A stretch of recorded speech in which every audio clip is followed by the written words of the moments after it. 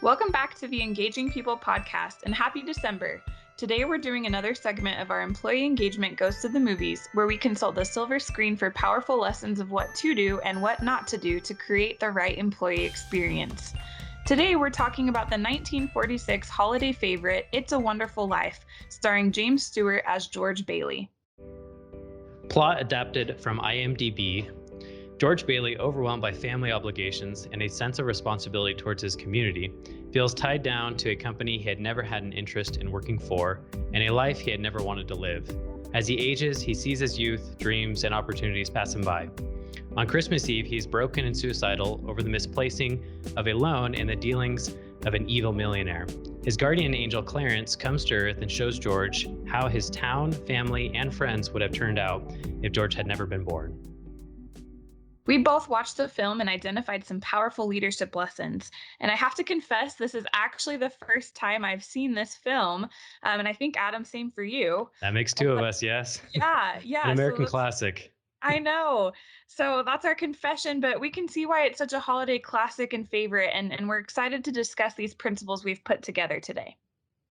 So the first clip that we're going to look at is a clip on taking ownership. I'm in trouble, Mr. Potter. I need help. Through some sort of an accident, my company's short in their accounts. The bank examiner got there today. I've got to raise $8,000 immediately. Oh, that's what the reporters wanted to talk to you about. The reporters? Yes, they called me up from your building and loan.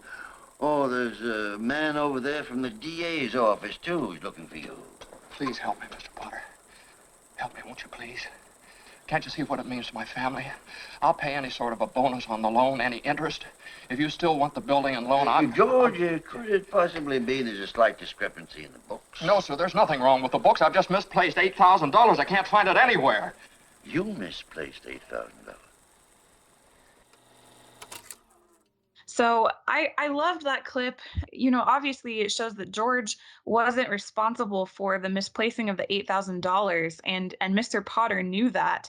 But I just think it's incredible. You know, ownership is one of those principles that embodies good leadership skills. I think good leaders take ownership for results, both good or bad, of their team, even if they're not the ones responsible per se. And so I just love his exemplifying that taking ownership.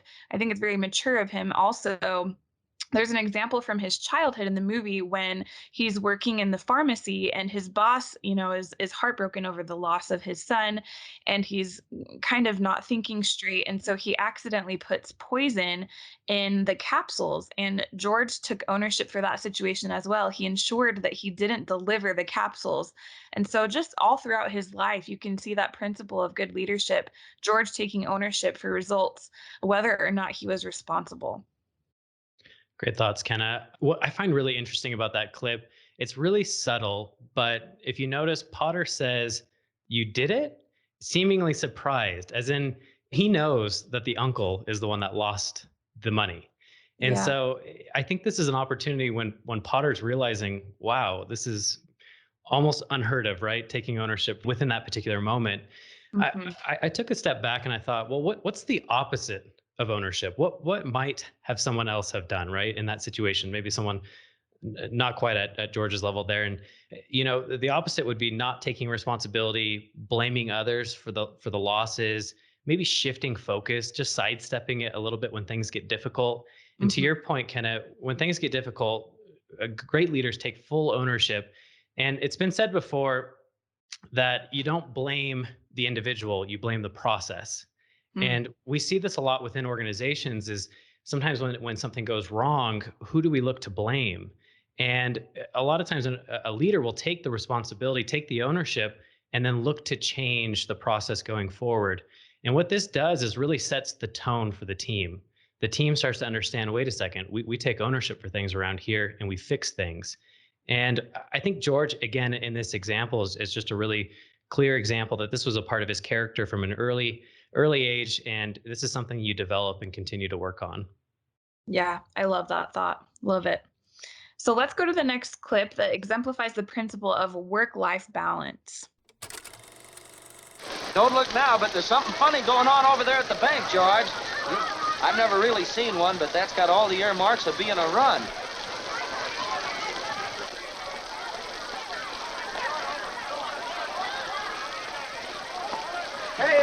You got any money in the bank, you better hurry. George, let's not stop. Let's go. A minute there. Uh-oh. Please, let's not stop, I'll be George. back in a minute, Mary. So, as we were looking for principles in this movie, most of them were good, but one of them we wanted to point out was this kind of a lack of a work-life balance. This clip shows that it's George's wedding day, and even though there's a work crisis, and it's very noble of George to want to self-sacrifice, I think work-life balance is so important. And throughout the whole movie of It's a Wonderful Life, George was always sacrificing his own needs and his own happiness. It gives the example early on of sacrificing his own dream to go to school for his brother, who wanted to go to school. It's sacrificing his own happiness and wanting to pursue a job that he wanted to keep his father's company afloat, wanting to sacrifice his traveling dreams, dreams, money, his honeymoon in this clip. So he just always sacrificed for others. And while that's noble and charitable, I think if you always do that, like George, it definitely leads to burnout and dissatisfaction. And I was just thinking, if this was an employee environment, if this was a company and the employees were constantly expected to sacrifice their own needs, their own happiness, their own, goals, whatever it may be, they would definitely be burned out and dissatisfied. I don't think that's a sustainable way to lead a company or to live a life. All great points, Kenna. I really like the example in the beginning of the film where, because you wonder where did he develop this a little bit more. And at the very beginning clip, he was running in there trying to tell his dad. This is when he was younger, and he was running in there trying to tell his dad about what happened with the medicine. And his dad was in the middle of a business meeting, given it, literally was in the middle of the meeting. But his dad really showed him the door and kind of said, "Look, I'm in the middle of something here." And I wonder if that example rubbed off on him later in life, where he prioritized work things over things outside, family and others. So Yeah. there's an important piece here to look at, and that's making sure that we really understand as leaders what do we value, and listing out those values and really putting them into order and priority. And one of the questions I put down here was, what is most important to you as a leader, and are you staying true to that? So as we move into clip 3, we're looking at the impact or the influence of one in this scene. Strange, isn't it? Each man's life touches so many other lives. And when he isn't around, he leaves an awful hole, doesn't he? I've heard of things like this. You got me in some kind of a spell or something. Well, I'm going to get out of it. I'll get out of it. And I know how, too. Now, the last man I talked to before all this stuff started happening to me was Martini. You know where he lives? Well, sure I know where he lives. He lives in Bailey Park. Are you sure this is Bailey Park? No, I'm not sure of anything anymore. All I know is this should be Bailey Park. But where are the houses? You weren't here to build them.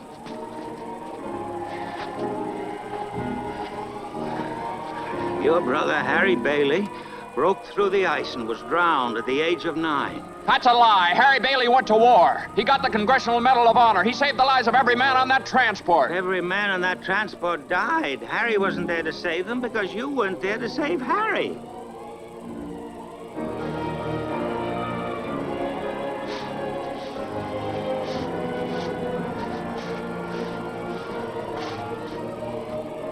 You see, George, you really had a wonderful life. Don't you see what a mistake it would be to throw it away? Yeah, love it. This is just a small clip from one of the scenarios that Clarence shows George if he hadn't been born. I just think it's incredible to see throughout this whole, part of the movie with Clarence how much the influence of one really is, how much we really do influence everything and everyone around us.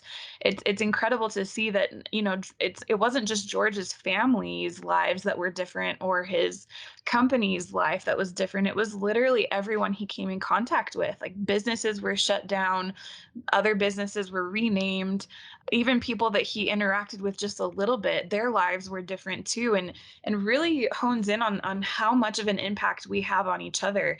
Lives would be drastically different without the influence of your dealings, whether it's with your family, your personal life, friends, your business dealings. Just really able to understand that you do have an influence. And I love the quote from Clarence at the end that kind of exemplifies that influence. And sometimes I think it's easy to think that maybe we don't have that big of an influence. George certainly thought that, but Clarence was able to show him that he did. And I love the quote at the end. He writes this note in that book. He says, "Dear George, remember, no man is a failure who has friends." And I love that. And I really do think that that's true. And I just think that that exemplifies that we really do have an impact on the people around us more than we even know or recognize. And so, in the business world, you have an impact on your clients, on your employees, on your direct reports, your peers, your family members, friends, like we said. And no man is a failure who has friends or who has that kind of impact. And so, next time you're doubting that, I love that lesson to remember. Yeah, I can't help but see this through the DecisionWise lens. We talk a Yeah. lot about employee engagement here at DecisionWise. That's really what we're focused on. And one of the key principles of engagement is impact. So, do employees and those leaders within your organization, do they see their efforts? Do they see the result of their efforts? And a lot of that's measured by impact. So the day-to-day work, what they're doing on a daily basis, are they able to see the end product or the end goal, the success of it? And this can be challenging in some organizations. Some organizations are fairly large. Maybe you're in a department that you don't see the final product. And so that's why it's so important to connect the dots all the way back to the process, being able to see all of the change that comes from your one, maybe seemingly small step in the process, but in the large scheme of things, it makes a big impact. And George is a good example at first of not seeing these steps in the process. And he had, at the end of the movie, he had this big aha moment that he Mhm. realized that the big things are really the seemingly small things. They're the things that it's really all the small things summed up that really equal the big things. And so again, just a great example of seeing that, and for all of us to really step back and say, what is it that I'm doing on a day-to-day basis, and what's the larger impact that it's having? I love those thoughts, Adam. I think that's actually really true and a great perspective. And I think that leads in just nicely to our next clip of gratitude and perspective, like you were just talking about. So let's roll that clip. Get me back! Get me back! I don't care what happens to me! Get me back to my wife and kids! Help me, Clarence, please! Please! I want to live again! I want to live again! Great. So this again, this is the clip where George realizes he has a second chance on life. He's by the bridge. He's waking up from this experience with Clarence, and he's realizing that he has a new outlook on life. It was almost as though it was a paradigm shift for him. We talk a lot here at DecisionWise about a 50-50 proposition where 50% is the employer to create the right environment for employees to engage, and the other 50% we talk about is the employer, the individual's responsibility to engage within that organization. And I can't help but look at George and what he's going through here and realizing that it really is a daily choice to have this attitude of gratitude, so to speak. Again, it was a little bit more of an immediate approach for George. It was almost a light switch turning on. Mhm.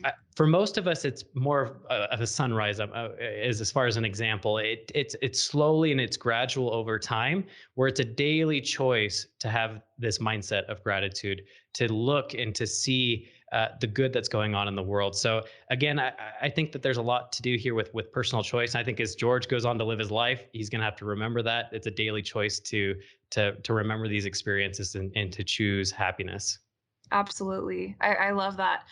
And like you said, that daily choice and that perspective, it is amazing what gratitude and a different perspective on things can do for us. And as I was doing some more research on the film, I just was fascinated by the lessons that I learned while watching. I found this quote that I wanted to share that I thought was super impactful. So we just talked, Adam and I talked, before about the influence of one and how much of an influence we all have. And I love this quote that kind of refers back to that. It says that the influence of one is not the real wisdom of the film. George Bailey isn't struck by what an important cog he is in the gears of a Bedford Falls progress machine. His real moment of epiphany as he pleads to Clarence to end his never been born nightmare is to return to all the things he loved. He just wants what he already had, the life he now realizes he failed to appreciate as wonderful. And I love that the title of the film is even It's a Wonderful Life. And it like I said before, it's amazing what gratitude and a different perspective on things can do to make us really appreciate what we already have. And I think that can apply to anything in life. Sometimes unless we make that daily choice, like Adam said, we may not appreciate the family we have, the friends we have, the business we're a part of, the job role that we are blessed to have, things like the clients that we have, the deals that we make. Sometimes I think it's a really common perspective to think that the grass is greener on the other side, or we'd be happy if and when. But choosing that daily choice of gratitude and having a different perspective on things, I think really does make us appreciate what we already have.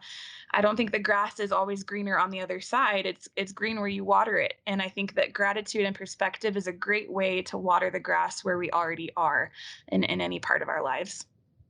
Let's roll our fifth and final clip. It's going to be on the topics of generosity and kindness. It's a miracle. Who's Daddy? Who's gonna come, Daddy? Who's Daddy? Come in, Uncle Billy. Everybody in here. George! George! You never seen anything like it. Isn't it wonderful? So many friends. Mary did it, George. Mary did it. She told some people you were in trouble with it. They scattered all over town collecting money. Didn't ask any question, just said George in trouble. And count me, you What is never this, saw anything like it. Spread like fair. Another run on the bank? Here, George. Merry Christmas. I just love this clip. This is this is my favorite part of the movie, the ending. I just love that generosity and kindness always returns tenfold. When watching this part of the film, I was touched how excited and willing and even thrilled people were to give back to George in a time of need. And there's a quote from one of them that says, "I wouldn't have a roof over my head without you, George." George had done so much for them, and so they were happy to be there for him. And I just love that principle is true. Generosity and kindness in any sense, in any role, with any person, usually returns tenfold. Another thing that I wanted to point out in this that I really thought was important is George's wife, Mrs. Bailey's humility. I think that it takes humility to ask for help.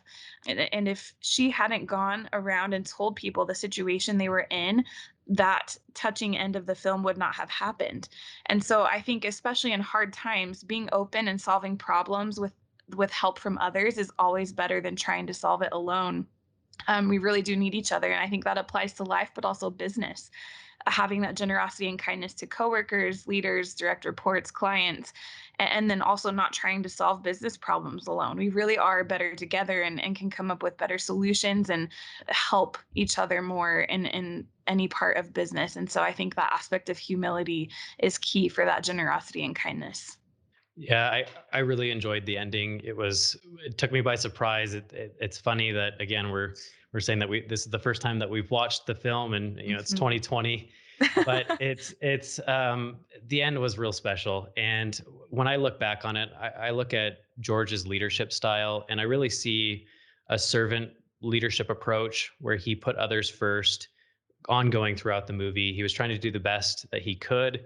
And kind of to your point, the principle of reciprocity came back in the end. He served others and he put others first. And in the end, it came back, tenfold in your words, back to him, and especially in a time that he really needed it.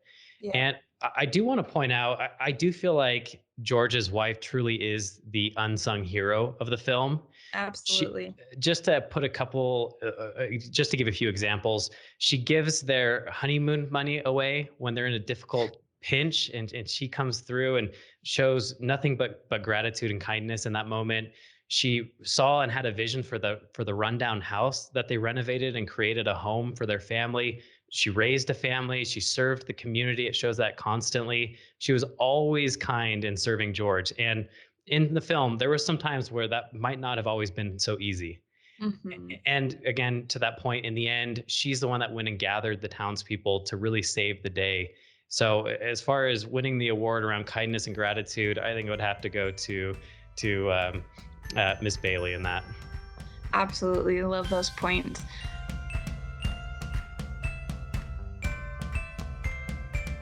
Like Adam said, it was our first time watching the film, and we were trying to decide on a key takeaway, and we kind of loved three of them. We talked about your contributions matter, that influence of one, and the principle of reciprocity, and the importance of gratitude and having a different perspective. But I think we're gonna stick with your contributions matter, the principle of impact, like we talk about at DecisionWise, that's so important for employee engagement. I think something to think about as we think about this key takeaway from It's a Wonderful Life. Your contributions matter in life, in business, in every business dealing. And so something to think about is, how can you make sure that your employees recognize and feel that impact that they're having on the company or on their day-to-day?